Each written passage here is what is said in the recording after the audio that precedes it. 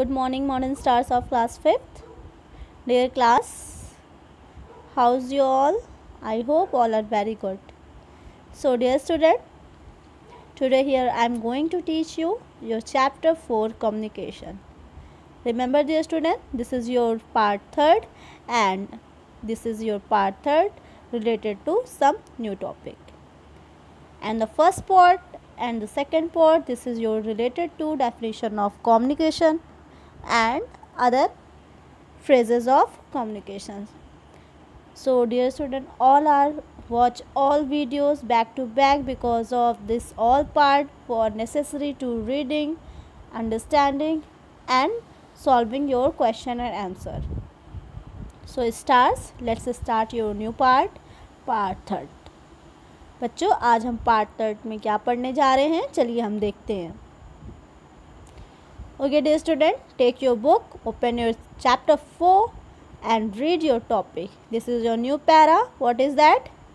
Needs for writing. Before reading this para, dear student, you must be watch your all videos, video 1 and 2 read. Okay, firstly read carefully all the para first and second, and this is all concluding in your video. So dear student, now let's start your para. Needs of writing. Dear student, what is the means of needs of writing? This is very important for all written work, is proof of all long period. Okay, so this is very important. Needs of writing. हमें writing की बहुत लिखावट की बहुत ज़्यादा ज़रूरत होती है. कोई भी चीज़ अगर हम लिख पाते हैं या लिखते हैं वो हमारे भविष्य के लिए प्रमाणित होता है. अब इसी तरीके से हम पैरा को रीड करते हैं. हमारा टॉपिक है नीड्स फॉर राइटिंग. बच्चों नीड्स फॉर राइटिंग में हम क्या पढ़ेंगे, सबसे पहले थोड़े से समरी को समझते हैं. इसमें बच्चों राइटिंग के बारे में बताया जाएगा कि राइटिंग की शुरुआत कैसे हुई और इसका डेवलपमेंट कैसे हुआ और किस तरीके से इसकी उपयोगिता है. तो उपयोगिता को समझने के लिए चलिए हम लाइंस को पढ़ते हैं. We all know that speech come first and then is followed by writing. सभी बच्चे जानते हैं ना कि लिखने के पहले हम भाषण को प्रमुखता देते हैं. इट मीन्स दैट कोई भी चीज़ आप लिखते बाद में है, पहले आप उस चीज़ को बोलते हैं. जैसे मैं अभी बोल रही हूँ. Okay, I am giving you speech here. After that you have to write as a question answer. So this is the first example of live example of your needs of writing. फिर से समझेंगे बात को कि बच्चों लिखावट की उपयोगिता से पहले हम भाषण को प्रमुखता देते हैं. लिखावट बाद में आती है, पहले क्या आता है आपका भाषण आता है, स्पीच आता है. ठीक है, ओरल वर्क आता है. Then what is the next line? Formation of letters. The alphabet pass through a long period. Dear student, हमको पता है कि जो भी आप अल्फ़ाबेट वर्णमाला पढ़ते हैं उसका जो फॉर्मेशन हुआ, उसका जो गठन हुआ है वो काफ़ी लंबे समय तक हुआ है. Okay, but one thing is for sure. लेकिन एक चीज़ महत्वपूर्ण हमारे लिए है, क्या है? written message become permanent unless destroyed however.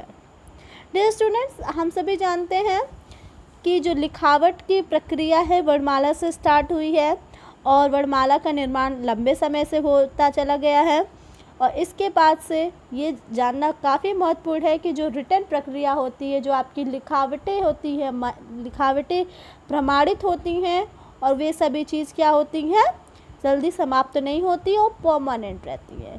ठीक है, लिखावटें जो होती हैं, जो आपकी राइटिंग वर्क होती है वो भविष्य के लिए सिक्योर रहती है, प्रमाणित रहती हैं और डिस्ट्रॉय नहीं होती हैं. ठीक है, प्रमाणित कैसे? आप स्पीचेस को, आप मौखिक बातों को, ओरल थिंग्स को चेंज कर सकते हैं, तोड़ मरोड़ के, जोड़ कर, कुछ ना कहीं से ऐड करके, घटा कर बता सकते हैं. लेकिन जो चीज़ें लिखित होती है बच्चों, इसको थोड़ा समझेंगे.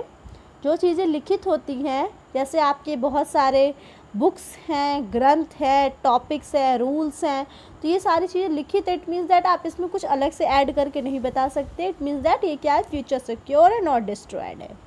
समझ में आ गया ना। और मौखिक में क्या होता है, आप बहुत सारी चीज़ों को तोड़ मरोड़ के बता सकते हैं, अलग से ऐड करके भी बता सकते हैं।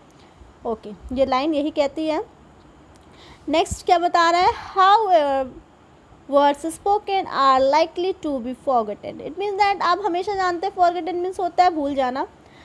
जब भी बहुत सारी बातें हम ओरली बात करते हैं वो क्या चीज़ होती है, वो भूल जाते हैं हम। लेकिन जो राइटिंग वर्क होती है, जैसे ये सारी फॉर्म्स आपने देखा पैरा, वो रिटन है, उसको हम क्या कर रहे हैं, याद रखते हैं। रिटन वर्क याद रखते हैं और ओरली हम भूल जाते हैं। Written communication is the indispensable. It provides us with record and references for future use. Dear students, हम जानते हैं कि जो रिटन कम्युनिकेशंस होते हैं, लिखित प्रमाणित साधन संचार होते हैं, वो इंडिस्पेंसिबल होते हैं, मतलब अपरिहार्य होते हैं। इट मीन्स दैट ये काफ़ी समय तक रहते हैं। And it's provided us with records and references for future use. और यह एक रिकॉर्ड की तरह काम करता है, जैसे कि आपके फ्यूचर्स में आप उस चीज़ को यूज़ कर सकते हैं, लेकिन आप ओरली चीज़ों को दोबारा आप यूज़ नहीं कर सकते हैं, वो चीज़ आपके लिए भूल जाने वाली चीज़ है। लेकिन रिटन चीज़ें जो है आपके लिए फ्यूचर सिक्योरमेंट होती है।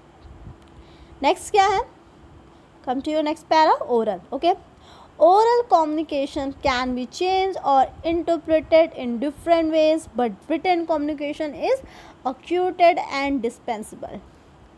oral communication होती है, जो मौखिक संचार होती है, उनको हम अलग से क्या कर सकते हैं, डिफरेंट वेज में यूज़ कर सकते हैं। लेकिन रिटन कम्युनिकेशंस को हम परमानेंटली उसी तरीके से यूज़ करते हैं जिस तरीके से वो रिटन फॉर्म में है। अगर आप कोई पत्र लिखते हैं, वो पत्र आपका भविष्य के लिए सिक्योर रहता है, परमानेंट रहता है, और आप इसमें कुछ भी चीज़ें ऐड नहीं कर सकते हैं, वो एक प्रमाण बन जाता है। लेकिन उसी तरीके से ओरल कम्युनिकेशन होता है, ओरल संचार जो होता है, like that you talking about that as a phone call, तो उसमें बहुत सारी चीज़ें आप भूल जाते हैं और वो चीज़ें प्रमाणित भविष्य के लिए नहीं रहती है। It is permanent.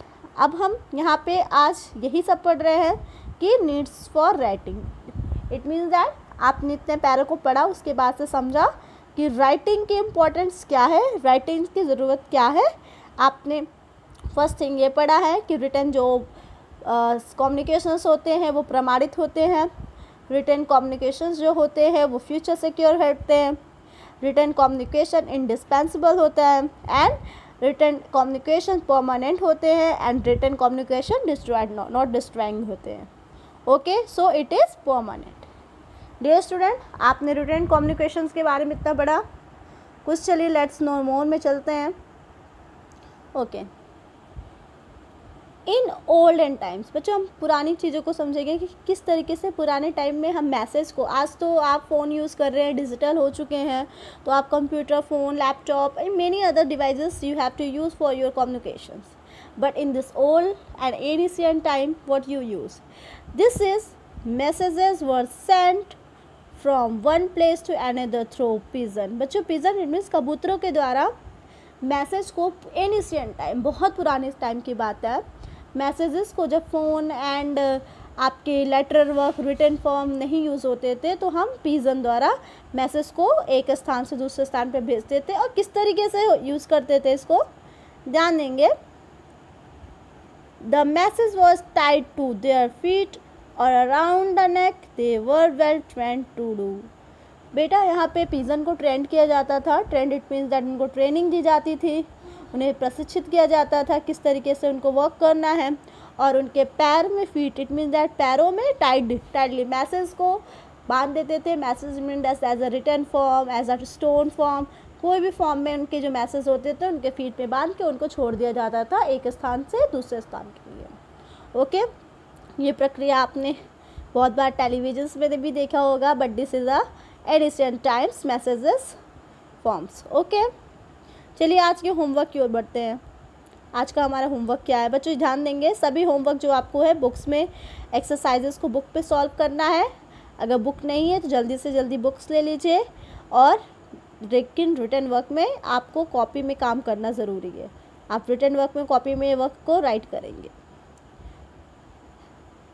आपने 1 2 3 टिक द करेक्ट आंसर को सॉल्व किया, लर्न किया है।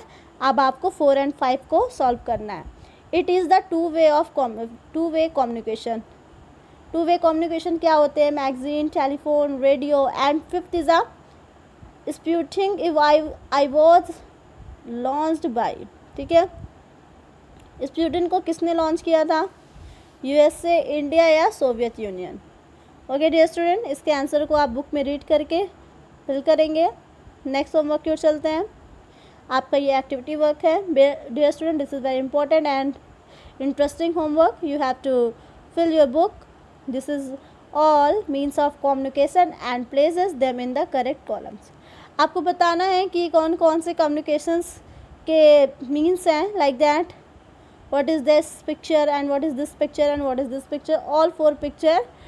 Remember that and write neat and clean handwriting and with correct spelling. Okay dear student, ये आपका होमवर्क है। आपको यहाँ पे कम्युनिकेशंस के नेम लिखने हैं, कौन कौन से मीन्स ऑफ कम्युनिकेशंस है, और neat and clean hand writing में राइट स्पेलिंग के साथ लिखना है। Enjoy your video dear student. Take care. Thank you so much.